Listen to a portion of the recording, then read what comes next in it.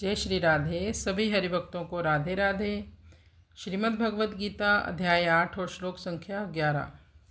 अर्जुन के 7 प्रश्नों का उत्तर भगवान दे रहे हैं। अब आखिरी प्रश्न का उत्तर दे रहे हैं। प्रयाण काले च कथम गेवसी नियत आत्म भी।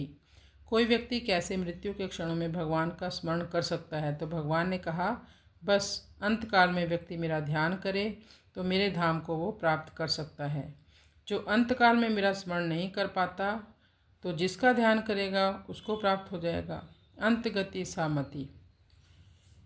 अब इस श्लोक के बारे में 11वें श्लोक के बारे में पढ़ते हैं। यद क्षरो वेद विदो वदन्ति विशन्ति यद्यतयो वीतराग यदि छन्तो ब्रह्मचर्यं चरन्ति तत्ते पदं संग्रहेण प्रवक्ष्ये। यत्क्षरं वेदविदो वदन्ति विशन्ति यद्यतयो वीतरागः यदि छन्तो ब्रह्मचर्यं चरन्ति तत्ते पदं संग्रहेण प्रवक्ष्ये। भगवान कहते हैं, यत्क्षरो वेदविदं वदन्ति। जो वेद को जानने वाले लोग हैं वे भगवान को ओम के रूप में उच्चारण करते हैं। विशन्ति यद्यतयो वीतरागः। वीतरागी यानी जो सन्यासी हैं, जो वासनाओं से शून्य हो चुके हैं, वे जिस धाम में प्रवेश पाते हैं वे ब्रह्मचारी गण जिस आशा से प्रेरित होकर ब्रह्मचर्य व्रत का पालन करते हैं, तो भगवान कहते हैं, तत्ते पदम संग्रहेण प्रवक्ष्ये। मैं तुम्हें संक्षेप में बताता हूँ अर्जुन, उस दिव्य पद के बारे में जिसकी प्राप्ति के लिए सन्यासी गण हर प्रकार की आसक्तियों से मुक्त होकर ब्रह्मचर्य व्रत का पालन करते हैं।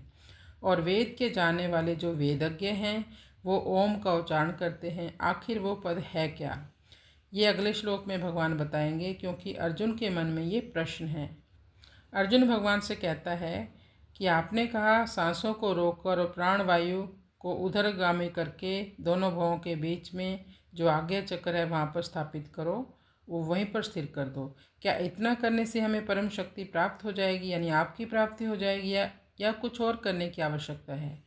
कोई मंत्र जाप करने की आवश्यकता है या कोई और ध्यान विधि होगी?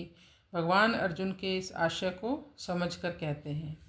इस 11वें श्लोक में गौणता से चारों आश्रमों का वर्णन ले सकते हैं। जैसे यदक्षरम वेद विदो वदन्ति, इससे गृहस्थ आश्रम का संकेत है, क्योंकि वेदों का अध्ययन करना ब्राह्मण का खास काम है। विशन्ति यद्यतयो वीतरागा, इसका संन्यास और वानप्रस्थ आश्रम की तरफ संकेत है। यदि छन्तो ब्रह्मचर्य चरन्ति, इसका ब्रह्मचर्य आश्रम की तरफ संकेत है।